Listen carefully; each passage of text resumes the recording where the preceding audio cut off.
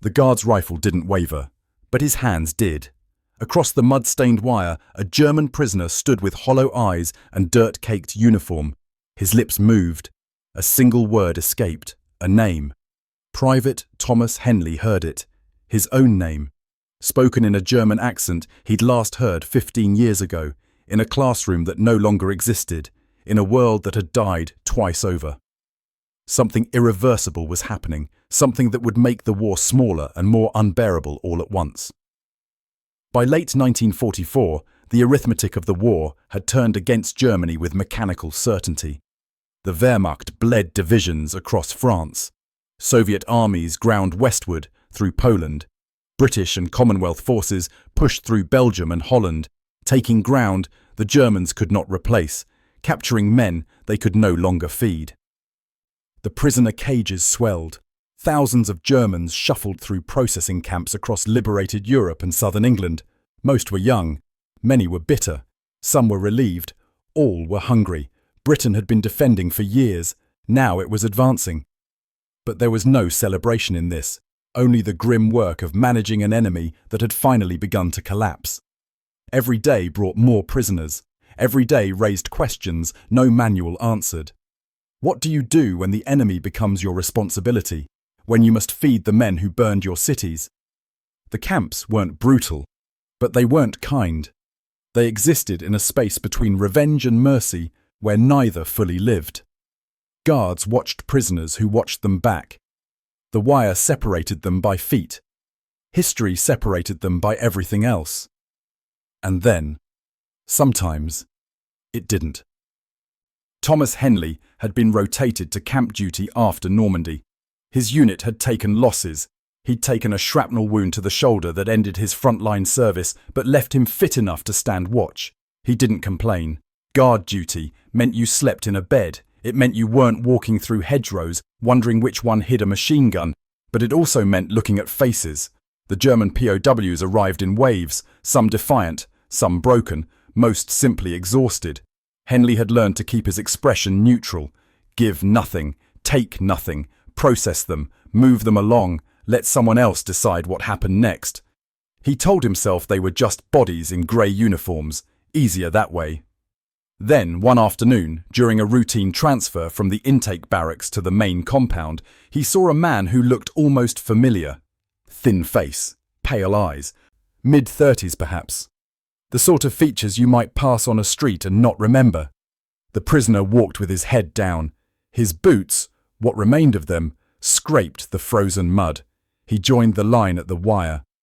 Henley stood on the British side, rifles slung, watching as the camp administrator checked names against a crumpled list. The man looked up.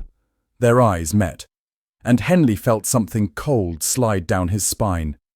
The prisoner's mouth opened slightly, closed, opened again. His voice came quietly, almost swallowed by the wind.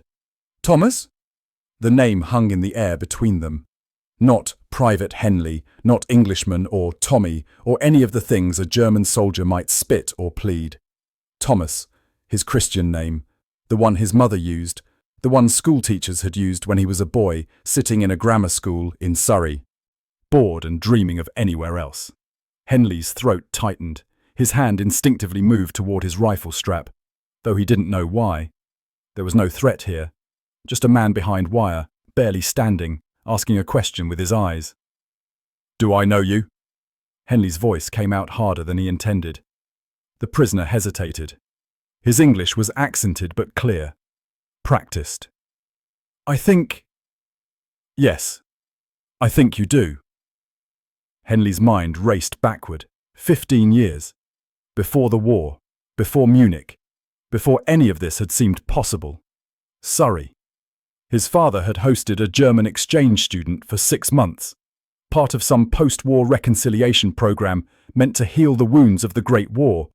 The boy's name had been... "Karl," Henley said. The word felt strange in his mouth. The prisoner nodded slowly. His face crumpled for just a moment before he controlled it. "Karl Fischer."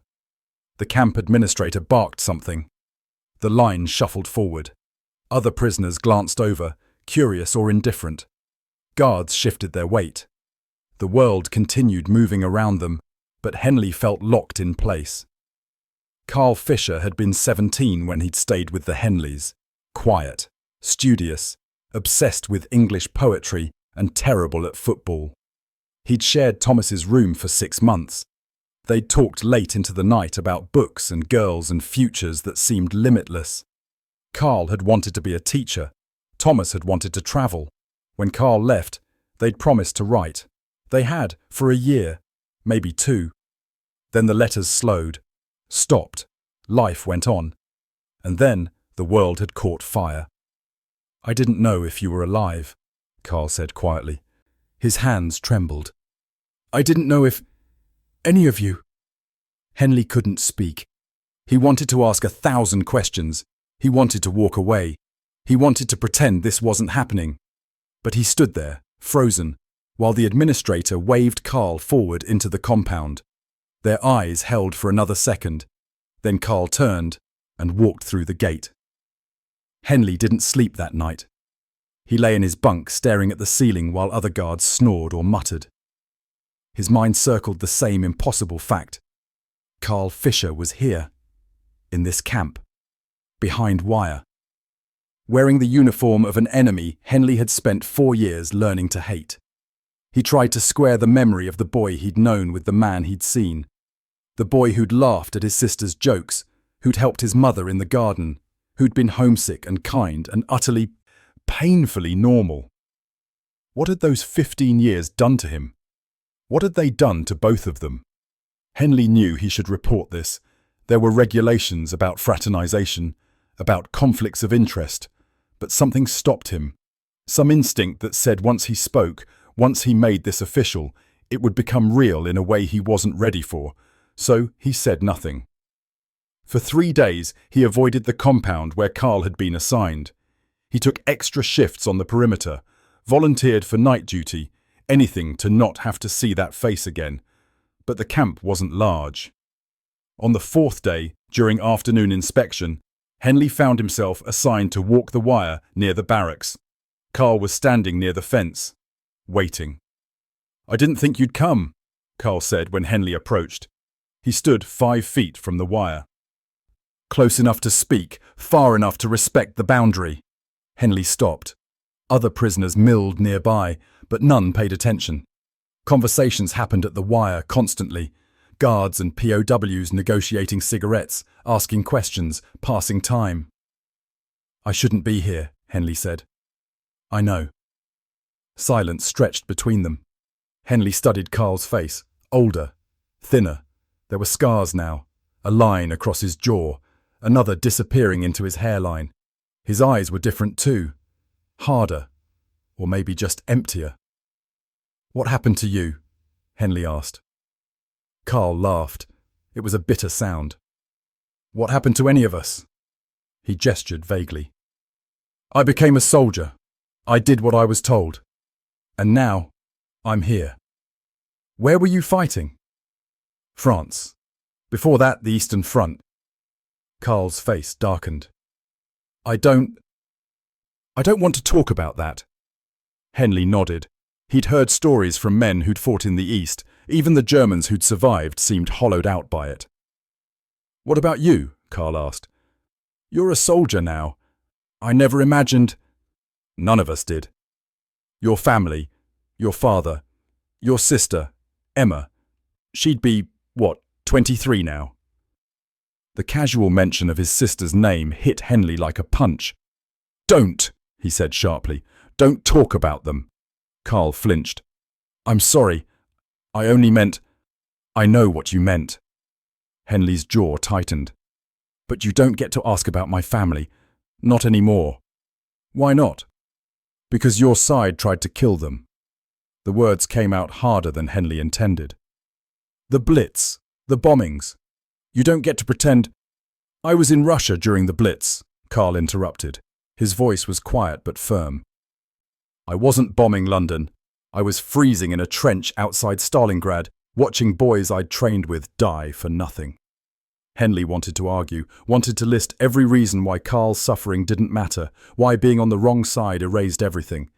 But the words stuck. We're not the same anymore, Henley said finally. Whatever we were, that's gone. I know, Karl said, but I'm still glad you're alive. Over the following weeks, they spoke in fragments. Never for long, never when others were paying attention. Brief exchanges at the wire, questions that went half-answered, memories that surfaced and then retreated.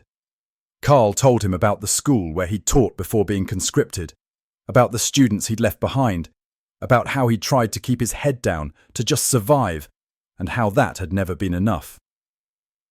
Henley told him nothing, or almost nothing. He'd learned in Normandy that words were dangerous, that opening up meant exposing something you couldn't protect. But slowly, against his will, he began to see Karl as something other than a prisoner. Not a friend, that was impossible now, but a person. A specific person with a specific history that had collided with his own in ways neither of them had chosen. And that made everything harder, because the war wasn't over. Germany was collapsing, yes, but men were still dying. V-2 rockets still fell on London. U-boats still hunted convoys. The machinery of violence ground on, indifferent to the individual connections that threaded through it. Henley didn't know what he was supposed to feel. The propaganda had been clear. Germans were the enemy. All of them, collectively responsible. Collectively guilty. But Karl had been 17 when Hitler came to power. He'd been a student, then a teacher, then a soldier, who'd had no more choice than Henley himself. Did that matter? Should it? One evening, near the end of March, as winter reluctantly released its grip, Henley found Karl standing at the wire again. He looked worse than usual, thinner. His hands shook. "Are you sick?" Henley asked. Karl shook his head. "Just tired," he paused. "They're talking about transfers, moving some of us to camps in Canada, processing us for whatever comes after." "You'll be safer there," Henley said. "Safer." Karl repeated the word as if testing it. "I suppose. Farther from home too. Not that there's much home left to go back to." "You have family?" "A sister, in Berlin. I don't know if she's alive." "The letters stopped months ago." Karl's voice was flat. "My parents are dead. Died in 43. Henley didn't ask how. The possibilities were all terrible. "I'm sorry," he said. The words felt inadequate. Everything felt inadequate. Karl looked at him directly. If it had been different, if we'd met 5 years later or 5 years earlier, we might have stayed friends. Maybe. But it wasn't different. So here we are. "Yes," Henley said. "Here we are." Karl Fischer was transferred to Canada in April. Henley heard about it second-hand. He didn't watch the trucks leave. They never said goodbye. There hadn't seemed to be words for it. What do you say to someone who's both a stranger and familiar? Someone who represents everything you've fought against, but also carries fragments of who you used to be? Henley returned to his duties. The war in Europe ended in May. He processed more prisoners, watched more men shuffle through the camps. Most would go home eventually, some wouldn't. The machinery of aftermath moved slowly, grinding through paperwork and bureaucracy and the impossible question of what justice looked like now. He thought about Karl sometimes, wondered if he'd made it to Canada, wondered if his sister in Berlin had survived, wondered what Karl would do with the rest of his life, carrying whatever he'd seen and done across the years. Henley never tried to find out. Some doors, once closed, were better left that way. But late at night, when the barracks were quiet and sleep wouldn't come, he'd remember a 17-year-old boy trying to kick a football in an English garden, laughing, hopeful, certain the world was getting better, not worse. And he'd wonder if that boy had ever really existed, or if they'd both just imagined him, briefly, before history showed them what it actually had planned. The war was over, but nothing was resolved. That was the part they didn't tell you. That winning didn't undo anything. That the people you became during the war didn't disappear when the shooting stopped. Henley served out his duty, went home, tried to forget. But some names, once spoken, echo longer than you expect, and some questions never get answered at all.